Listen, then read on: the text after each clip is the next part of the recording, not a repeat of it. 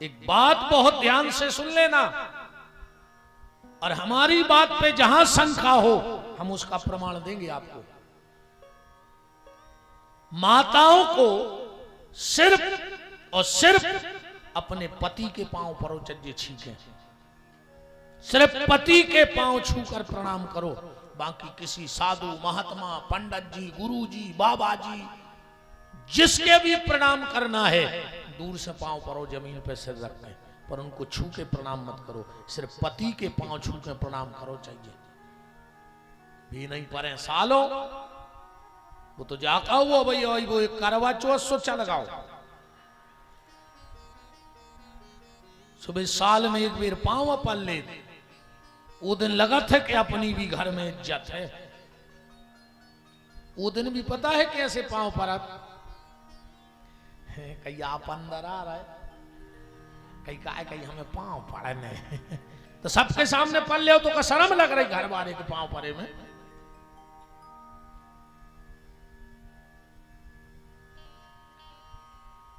अग्नि नारायण की हम चर्चा कर रहे हैं। अग्नि की 3 पत्नियां हैं, एक का नाम है स्वाहा। जब स्वाहा जाती है और कहती हम आ गए स्वाहा, सो अग्नि मुंह खोल देते, और जो आहुति गिरत है जो देवता के नाम की रहते अग्नि वो देवता पहुंचा देते। इसे हर मंत्र के पीछे हवन में स्वाहा बोली जाती है। दूसरी पत्नी का नाम है स्वधा। विद्वान लोग विराजे हैं, जब 13वीं का पूजन होता है और पिंडदान होता है और जब वहां आहुति दी जाती है तो वहां स्वाहा नहीं बोला जाता, और अगर 13वीं का हवन आप स्वाहा से कर रहे हो पिंडदान के समय तो वो व्यर्थ चलोगा। उस वक्त बोला जाता है स्वधा स्वधा स्वधा, क्योंकि अग्नि की सुधा नाम की पत्नी का काम है पितरों को भोजन कराना। जैसे ही वो जाके कहती हम आ गए स्वधा, स्वग्नि मोह खोलत, और जो पिंड मिलत हैं वे पितरलोक चले जाते। तीसरी पत्नी का नाम है मातरो। इनका काम है सन्यासियों को भोजन देना। जब हम लोग साधु परंपरा में पूजन करते हैं तो आखिरी में हम लोग बोलते हैं प्रियंतान नममो। जो संत सदगुरु पीछे के महात्मा हैं उनको जब हम लोग तर्पण करते हैं तो ना वहां स्वाहा बोलते हैं ना स्वधा बोलते हैं, उस वक्त बोलते हैं प्रियंतान नममो, सप्तऋषियों के लिए। पीछे आ जाइए, अपन जहां से आ गए थे भूलियो ने, अपन चल रहे थे पितरों पे कि पितर होते हैं 3 प्रकार के, वसु पितर, रुद्र पितर और आदित्य पितर। कई बार आजकल एक नई रीति चल रही है, बोले हम गया जी हो आए, अब हम पानी नहीं देते, है ना, गया जी हो आए पानी बंद, अब हम श्राद्ध नहीं करें, ब्राह्मण भोजन नहीं, कन्या भोजन नहीं। कहां लिखो ऐसा कि गया जी के बाद पानी नहीं दो जाए, अब हम 5 दिन तुम्हारे तो रुके हैं, तुम जहां नो जानत होते नो पूछ लीजिए। ठीक, पंडित जी कह रहे थे, जब बात कौन से ग्रंथ में कौन से शास्त्र में लिखा है कि गया जाने के बाद तर्पण नहीं किया जाता। भैया तर्पण तो व्यक्ति को रोज करो चाहिए, अकेले कराए दिनों में नहीं, तर्पण रोज किया करो। हम आपको एक उपाय बता रहे हैं, आप कल से करके देखना और 21 दिन के भीतर अपने परिवार का बदलाव देखना। सुबह उठो, जितनी भी टाइम 10 बजे के पहले अगर स्नान करत हो तो सिर्फ 5 मिनट को टाइम हमारे का ऐसे दियो, अब 5 मिनट को टाइम बस, फिर तुम्हारा जीवन देखियो। तुम सवेरे उठियो, स्नान करियो, 1 लोटा जल बाएं हाथ में लियो, और जौन तरफ से सूर्योदय होत हो वो तरफ खड़े हो जाइयो, दाहिने हाथ को सीधो करियो और उंगलियों पे जल डालियो बाएं हाथ से, वो कहियो दुनिया के जितने देवता हो हम जल ले ले, बस फिर हो जाइयो डेरे हाथ की तरफ, जा हो गई उत्तर दिशा। फिर हाथ ऐसो करियो कि जो जल इते से गिरे बीच में से, और कहियो जितने भी ऋषि मुनि महात्मा हो संसार के हम जल स्वीकार कर ले। अब फिर 1 मिनट को हो जाइयो दाहिने हाथ तरफ सो जाओ दक्षिण दिशा, अब की जल ऐसो डारियो कि अंगूठा और उंगलियों के बीच से गिर जाए, और तुम्हारा गोत्र बोल के, जो तुम्हारा गोत्र हो, कहना फला फला गोत्र के हमारे जितने पितर हो वे सब हमारा जल स्वीकार कर लो। तुम डेली अपने पितरों को जल देने लगो, तर्पण करने लगो, सिर्फ गोत्र बोलना। फिर देखना तुम कैसे पितर प्रसन्न नहीं होते, कैसे ऋषि प्रसन्न नहीं होते, और कैसे सारे देवता तुम्हारे ऊपर प्रसन्न नहीं होते। तो धुंधकारी का उद्धार इसलिए नहीं हुआ, गोकर्ण जी जब धुंधकारी का पिंडदान करते थे तो गोत्र बोलते थे आत्मदेव नाम के ब्राह्मण का, वो धुंधकारी आत्मदेव को बेटा हतो ने, वो तो उन्हें चोरी से लाओ तो गोदी, ये सब को पिंडा मिलने रहो तो, क्योंकि बिना गोत्र के पिंडदान नहीं होता। आज इतने भी लगभग 20% आदमी तो लड़का ऐसे बैठे हुए हैं नाए जिनको अपना गोत्र पता नहीं हो जाए। ये में गलती लड़कों की नहीं है, गलती है सियानों की। तुमने कबू कछु बताओ नहीं अपने बाल बच्चों में, तुमने सोची नहीं है कि कछु बता दें वो अपने कुल की रीति, बोलो बताएं, आज तक नहीं बताएं।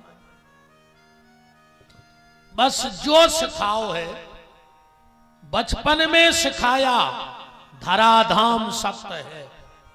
2 ही चीजें सिखाई अपन ने बाल बच्चों को कि धरा और धाम सत्य है। मतलब कहूं खेलत मिले, घरे मिल गयो ना हाथ पांव तोड़ दे, घर से बाहर न निकल गयो, जो ही सिखाओ अपन ने मोड़ी मोड़ा हल्के के घरे रहने।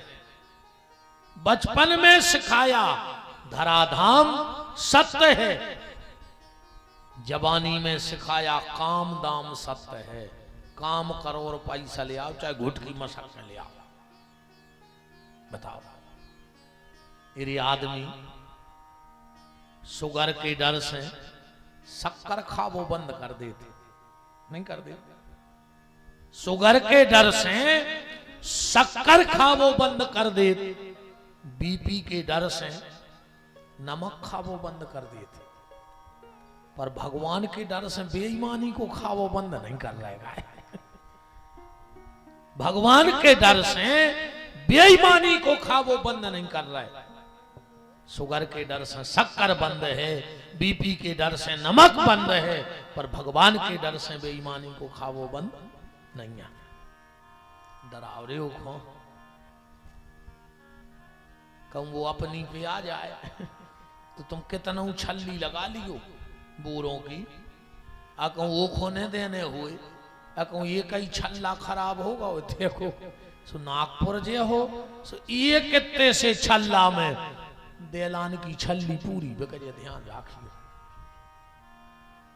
हाँ, ये कई छल्ला में पूरी छल्ली हम सुआ दे तो कितना पास में धल्ला हुए तुमने जोर के कहूं ने बाईपास करवा दो तो तुम्हारे पास कुछ नहीं बचने, ध्यान रखियो। और कछु दिन में तुम्हारी को नहीं बचने, इसलिए उसको डरो, ईश्वर को डरते रहो, उस मालिक को डरो।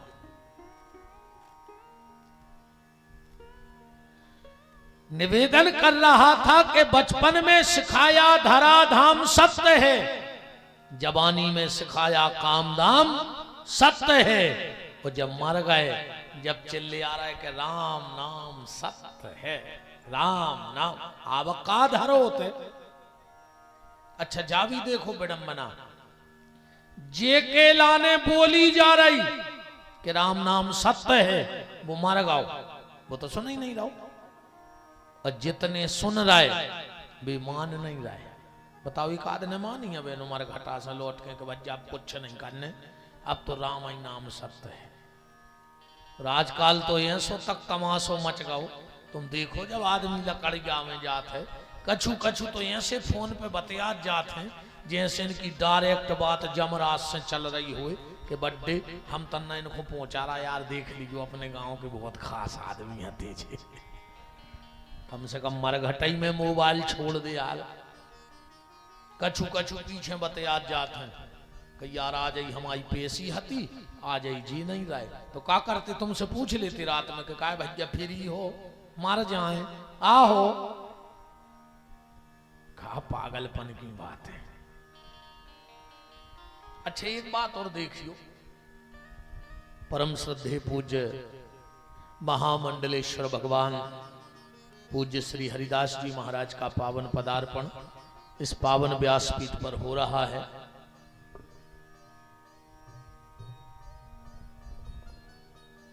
जय जय विराज विराज।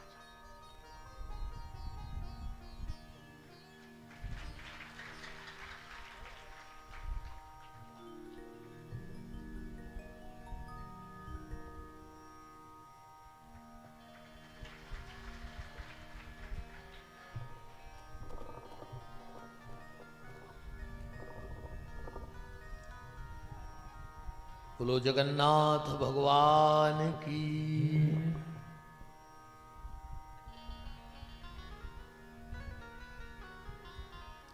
राम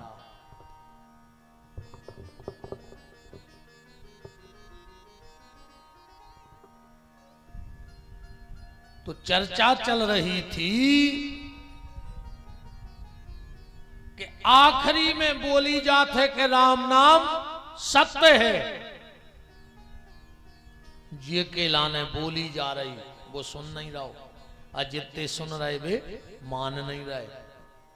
अच्छा एक बात और देखियो महाराज जी, लकड़िया में सबसे ज्यादा सियाने जात है, लड़का नहीं जात उठते। वो बारात में बूढ़े नहीं जाए, लड़का ही लड़का जाता।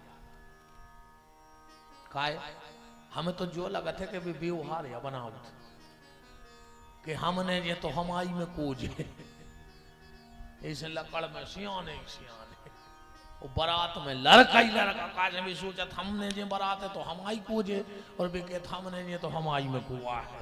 और का कारण हो सका? धुंधकारी रोने लगा और बोला कि भैया मुझसे बहुत बड़ी गलती हो गई है, मैंने अपने बूढ़े माँ बाप को दुख दिया, ब्राह्मण होकर के और ब्राह्मण के कर्मों से पतित हो गया। मैंने कभी यह मनुष्य का चोला पहन करके भगवत भजन नहीं किया। भैया ये प्रेत योनि बड़ी खतरनाक होती है। भूख लगती है, भोजन सामने होता है पर कर नहीं पाते। प्यास लगती है, पानी सामने है पर पी नहीं पाते। भैया कहीं रुकने का मन होता है और हवा के साथ उड़ना पड़ता है, वहां रुक नहीं पाते। भैया जैसे बन जाए मुझे शरीर से मुक्ति दिला दो। गोकर्ण जी ने कहा चिंता मत करो, सुबह होने दो, हम कोई उपाय करेंगे। सुबह हुआ, गोकर्ण जी ने सूर्य नारायण को जल दिया। यही सूर्य सहस्रांशु तेजो राशि जगतपते अनुकंपाय मां भक्ताय आदित्यादि नमस्कारा यो कुर्वन्तो दिने दिने जन्मांतर सहस्रेषु दरिद्रम नोपजायते। एक बात का और निवेदन कर दें, जब भी आप सूर्य को अर्घ्य देना, वैसे तो शिव महापुराण में लिखा है कि जिस व्यक्ति ने जीवन में दो काम नहीं किए वो पूरी दुनिया को दान कर दे, वे वो फल मिल ही नहीं सका। वो को दान ऐसो चलोगा जैसे बुझी आगी में कोनो हवन करे आओ।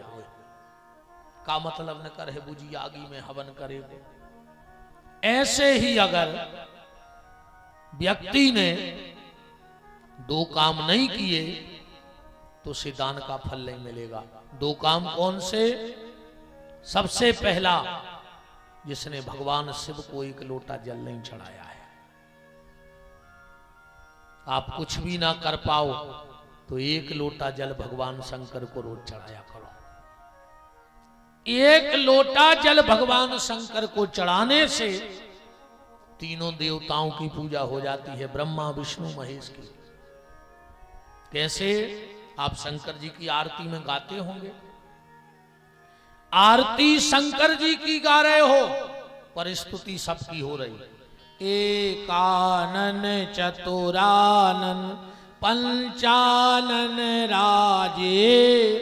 जितो पंजा मान ले के शंकर जी आए, पर आगे की लेन पढ़ो। हंसासन, हंस पे आसन किसका है? ब्रह्मा जी का है। मतलब ब्रह्मा जी की स्तुति कर रहा है कि नहीं कर रहा है? हंसासन गरुड़ासन, गरुड़ पे आसन किसका है? भगवान विष्णु का है। तो मतलब विष्णु की भी पूजा हो रही है। अवृषवाहन साजे, तीन ही देवता आ गए एक लेन में कि नहीं आ गए? तो कुछ ना कर पाओ तो एक लोटा जल भगवान शंकर को जरूर चढ़ाना। और दूसरा, जिसने सूर्य को अर्घ्य देकर और प्रणाम नहीं किया है उसे कभी दान का फल प्राप्त नहीं हो सकता है। पर सूर्य को जल देते वक्त एक चीज का विशेष ख्याल रखना। जब पुरुष वर्ग सूर्य को जल चढ़ाए तो इस चीज का विशेष ख्याल रखे कि उसके दाहिने पांव की एड़ी जमीन से उठ जाए। हाँ, अगर पूरा पैर जमा रहा और तुमने सूर्य को अर्घ्य दिया तो तुम्हें अपराध लगेगा, तुम्हारा धन का ह्रास होगा, तुम जीवन में बढ़ नहीं पाओगे, भले तुम सूर्य आराधना कर रहे हो। जब भी सूर्य को जल चढ़ाना तो दाहिने पांव की एड़ी को उठा लेना, और माताएं जब सूर्य को जल चढ़ाएं तो बाएं पांव की एड़ी उल्टे पांव को उठा ले में तन्नक से। फिर देखो आप सूर्य की आराधना का फल। और सूर्य को कभी भी एक बार में जल नहीं चढ़ाना चाहिए, 3 बार में जल चढ़ाओ। और सूर्य को जल सिर्फ गंगा सागर से चढ़ाना चाहिए। गंगा सागर जानते हैं? टोटी वाला लोटा, तांबे का एक केटली से या टुंडी लगी रहे तो मैं, उससे सूर्य को अर्घ्य देना चाहिए 3 बार में। 1 बार, 2 बार और 3 बार आप सूर्य आराधना करके देखो। व्यक्ति को कोई रोग हो और दवा ना लग रही हो, दवा से ठीक ना हो रहा हो, आप लाल चंदन लोटा में मिला के सूर्य को जल चढ़ा कर देख लो,